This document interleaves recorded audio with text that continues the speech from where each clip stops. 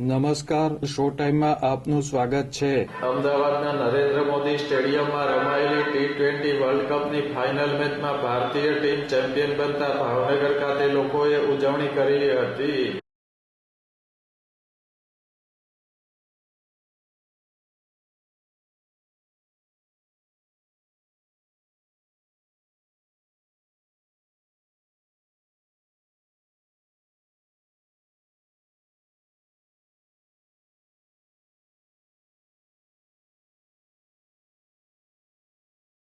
World કપની final મેચમાં ન્યૂઝીલેન્ડની 5 wicket પડ્યા બાદ ભાવનગરમાં ઉજવણી શરૂ કરી દેવામાં આવી હતી.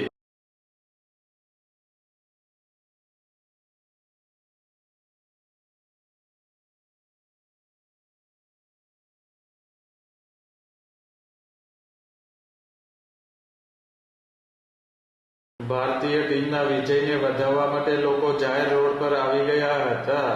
લોકોએ આતશબાજી અને ડાન્સ મસ્તી સાથે મોડી રાત્રે સુધી ઉજવણી કરી હતી.